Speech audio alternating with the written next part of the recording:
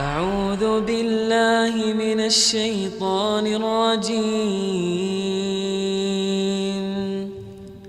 بسم الله الرحمن الرحيم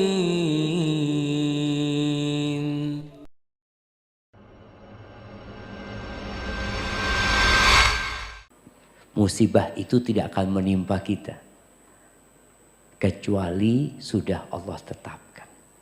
Kita kadang kala kerja Ustaz, di kantor anak kayaknya ada yang hasad sama anak Ustaz. Mulai dia menfitnah anak, ini itu macam-macam, kadang kala terjadi seperti itu. Qul, Allah perintahkan kepada Nabi untuk berkata di surat At-Taubah ayat 51. Qul, katakan, lan yusibana, tidak akan pernah menimpa kita. Nggak akan pernah. Illa ma kataballahu lana. Kecuali sesuatu yang Allah sudah tetapkan buat kita.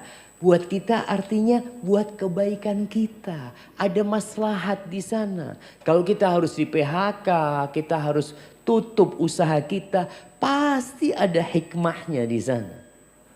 Karena Allah itu maha baik sama kita. Huwa maulana. Allah itu pelindung kita. Makanya kalau mau cari pelindung, Allah pelindung kita. Subhanallah, ana masih ingat. Ibu ana, waktu anak kecil, ana sering dibacakan ayat ini. Beliau ingin menanamkan di diri anaknya, udahlah kalau udah terjadi itu pasti Allah yang menetapkannya. Pasti ada hikmahnya, ada kebaikan buat kita. Huwa maulana. Wa 'alallah falyatawakkalul mu'minun. Dan kepada Allah hendaklah orang-orang beriman itu bertawakal. Tadi keluar rumah, bismillah, tawakkaltu 'ala Allah, la haula wala quwata illa billah. Tatkala kita kena musibah, kita optimis. Dosa kita dihapuskan. Antum mungkin tahu-tahu naik motor, apa bahasanya, kena knalpot itu jemaah? Kenyos knalpot. Nyos. Sama. Kenyos knalpot. Allah. Katakan innalillahi wa inna rajiun. Ini kayaknya penghapusan dosa. Kayaknya besok gak usah pakai knalpot lagi. Masa antum mau kayak gitu? Gara-gara kena knalpot besok gak boleh pakai knalpot lagi. Ya enggak gitu loh. Ini penghapusan dosa. Ketika antum motong sesuatu, nih emak-emak mungkin lagi motong bawang, darahnya ikut mengalir di bawang itu. Qul lan yusibana illa ma kataballahu lana. Kata Allah, ini sudah ditulis 50.000 tahun yang lalu sebelum penciptaan langit dan bumi. Kita kan jadi tenang jemaah. Tahu-tahu suaminya datang, Assalamualaikum dengan wajah yang penuh kesedihan. Kenapa bang? Abang di PHK. Alhamdulillah bang. Alhamdulillah. Kayaknya ana mau gugat cerai sama. Wah, ada perempuan-perempuan yang dia mau gugat cerai cuma nggak enak gitu loh. Nunggu suaminya di PHK, ana gugat cerai seperti itu. Aibatifillah, ada peristiwa-peristiwa yang tadi mesti ada hikmahnya. Ketika Allah mewajibkan perang, apa kata Allah? Kutiba alaikumul qital wa huwa kurhul lakum. Allah tahu diwajibkan kepada kalian berperang dan itu dibenci loh sama kalian. Kalian gak suka. Ada resiko kematian. Ada resiko cacat seumur hidup. Perang kayak gitu. Wa huwa kurhul lakum. Wa asa an takrahu syai'an wa huwa khairul lakum. Tapi boleh jadi yang kalian benci itu baik buat kalian. Baik. Wa asa an tuhibbu syai'an wa huwa syarrul lakum. Dan boleh jadi yang kalian sukai itu buruk buat kalian. Wallahu ya'lamu wa antum la ta'lamun. Allah yang maha tahu, kalian gak tahu apa-apa. Kita tuh gak tahu apa-apa jemaah. Bener. Ketika terjadi, kita nggak tahu kok terjadi. Kemudian di balik itu ada apa, kita juga nggak tahu.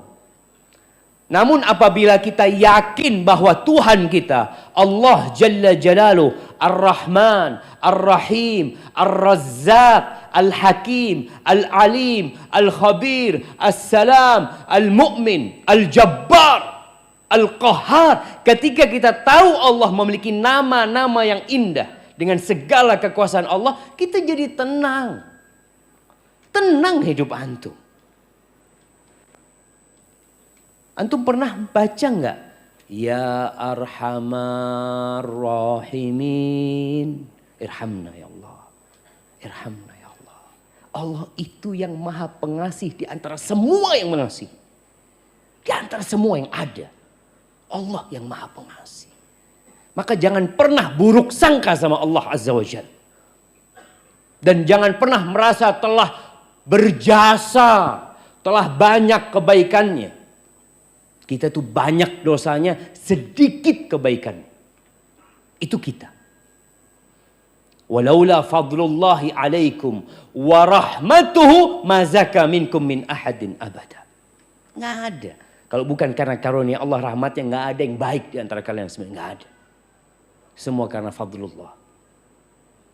Kalau ada orang yang mungkin wajahnya jelek, kalau bukan karena fadlullah, antum akan lebih jelek dari itu. Bener ya.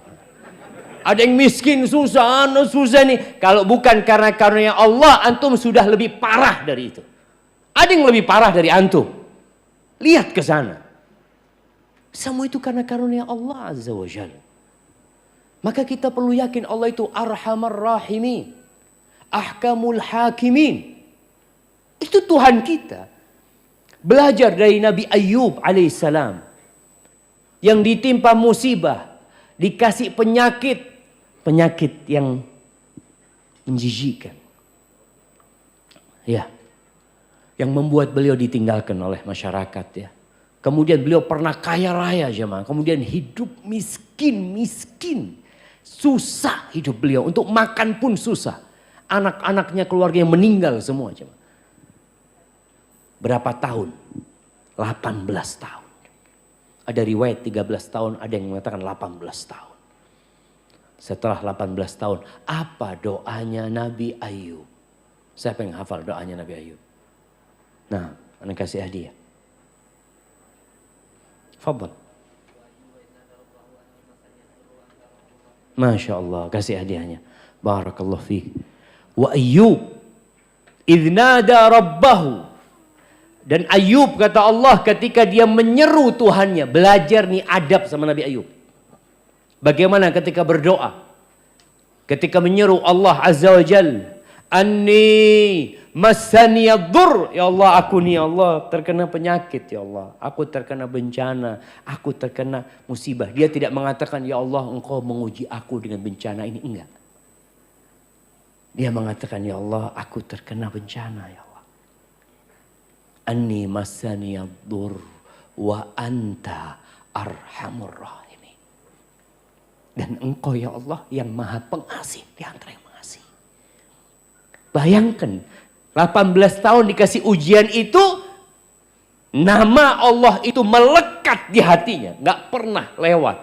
Bahwasanya Allah itu arhamur rahimin. Allah itu ar-Rahman ar-Rahim dan dia arhamur rahimin. Terus kita kadang-kala kalau sudah kena musibah jemaah, tahun pertama ya masih kuat, lama-kelamaan mulai futur kita. Sebagian yang awalnya di soft pertama, kemudian dia terkena musibah, dia masih bertahan di soft pertama. Tapi kemudian dia melihat kenapa musibahnya belum diangkat. Kesulitannya belum berubah menjadi kemudahan. Mulai datang setan membisikkan keputusasaan dia kepada rahmatnya Allah Azza wa Jalla. Kadang-kala muncul, ya Allah aku ini selalu sholat di shaf pertama. Kok dikasih musibah ini ya Allah. Fulan yang gak pernah sholat ke masjid. Engkau kasih rizki. Iya. Apa ana harus jadi seperti fulan? Ini orang digodain setan karena dia nggak kenal sama Allah Azza wa Jalla. Tuh Nabi Ayub doanya kayak gitu. Bagaimana dengan Nabi Yunus yang bertahun-tahun berdakwah mengajak kaumnya kepada Allah. Bagaimana peran dia mengajak manusia, perjuangan beliau, sabarnya beliau. Kemudian beliau meninggalkan kaumnya tanpa izin Allah, dimakan oleh ikan paus itu. Apa doa beliau? La ilaha illa anta subhanaka inni kuntu minadh zalimin. Tiada yang berhak disembah kecuali Engkau ya Allah. Maha suci Engkau ya Allah. Beliau benar-benar menyucikan Allah dari segala kekurangan. Karena ada manusia yang menisbatkan seakan-akan Tuhan yang membolimi dia. Nabi Yunus mengatakan subhanak. Maha suci Engkau ya Allah. Inni kuntu minadh zalimin. Aku yang zalim ya Allah. Aku yang termasuk orang-orang yang zalim.